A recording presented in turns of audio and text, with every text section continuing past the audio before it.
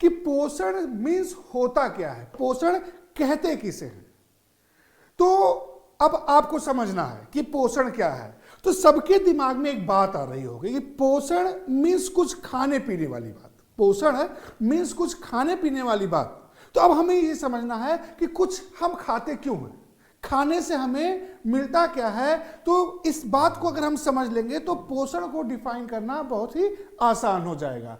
तो खाते क्यों हैं भाई, हम किसी भी खाने को, भोजन को खाते क्यों हैं। यानी अब देखिए हम यहां से कुछ डायमेंशन ओपन करना शुरू करेंगे। अगर ये डायमेंशन आपको ओपन हो जाएगा तो फिर आपको बताना समझना बहुत ही आसान हो जाएगा। और ये तरीका किसी भी टॉपिक पे आप लगा सकते हैं, हिस्ट्री पे, ज्योग्राफी पे, साइंस पे।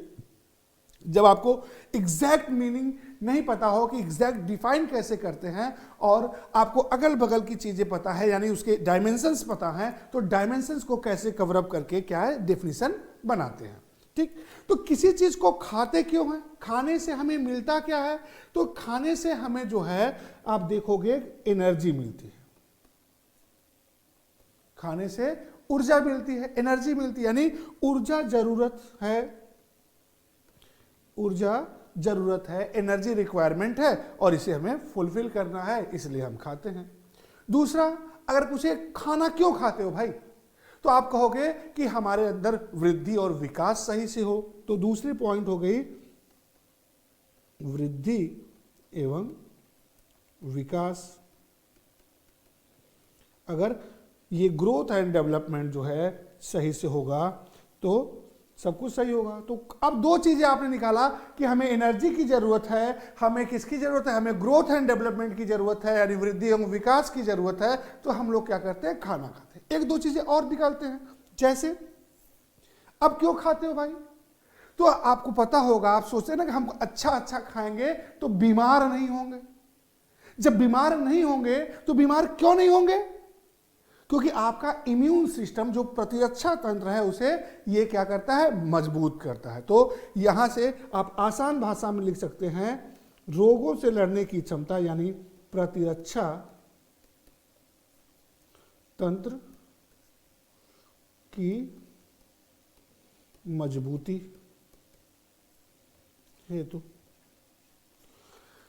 रोगों से लड़ने की क्षमता हेतु, या उसी को कह सकते हो प्रतिरक्षा तंत्र की मजबूती हेतु। और खाना क्यों खाते हो भाई, एक चीज और देखते होगे, कभी आपको चोट लग जाए, कट लग जाए, तो वो आपस में स्किन क्या होती है हमारी, जुड़ जाती है। या कभी देखते हो कि घर में लोग स्क्रब करते हैं, फेस में स्क्रबिंग करते हैं। तो स्क्रब करने का मतलब होता है डेड सेल को निकाल रहे हैं। जब डेड सेल निकाल रहे हो तो उसके प्लेस पे क्या करते हो आप, उसके पीछे लाइव सेल्स आ जाती है, तभी तो डेड सेल निकलती हैं। यानी नई कोशिकाओं को बनाने में, नई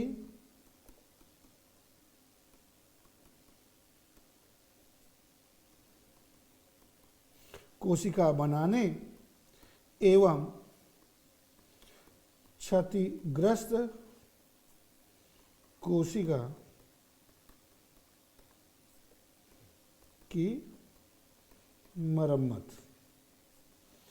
तो इन सब चीजों को मैंने देखा कि 3-4 पॉइंट आपने एक्सप्लेन किया, एलोबरेट किया, तो पोषण को निकाला। तो अब इन सब चीजों से मिलाकर पोषण कहते किसे डिफाइन करना होगा।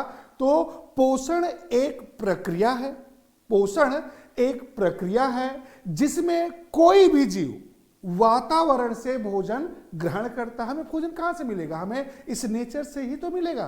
तो जिसमें कोई भी जीव वातावरण से भोजन ग्रहण करता है तथा विभिन्न रासायनिक परिवर्तनों द्वारा उससे ऊर्जा उत्पन्न करता है। ये रासायनिक परिवर्तन क्या हो सकते हैं, ये रासायनिक परिवर्तन हो सकता है कि जो खाओगे उसे डाइजेस्ट करना पड़ेगा, पाचन, और एनर्जी के लिए, ऊर्जा के लिए आपको क्या करना पड़ेगा, रेस्पिरेशन, श्वसन। तो अलग अलग ना बोल के इसको इस तरह से डिफाइन किया जाता है कि विभिन्न रासायनिक परिवर्तनों द्वारा उससे ऊर्जा उत्पन्न करता है, जिसका उपयोग बोर्ड पे लिख रहा होगा ब्ला ब्ला ब्ला, यानी शरीर की वृद्धि एवं विकास के लिए, रोगों से लड़ने की क्षमता बनाने के लिए, नई कोशिकाओं के निर्माण के लिए और पुरानी कोशिकाओं की मरम्मत के लिए करता है। तो अगर एक साथ सब बताया जाए तो पोषण क्या है, पोषण एक प्रक्रिया है जिसमें कोई भी जीव वातावरण से भोजन ग्रहण कर विभिन्न रासायनिक परिवर्तनों द्वारा उससे ऊर्जा उत्पन्न करता है, जिसका उपयोग शरीर के वृद्धि, विकास, रोगों से लड़ने की क्षमता विकसित करने तथा पुरानी कोशिकाओं या क्षतिग्रस्त कोशिकाओं की मरम्मत और नई कोशिकाओं के निर्माण में करता है। ठीक, अब देखते हैं कि पोषण का प्रकार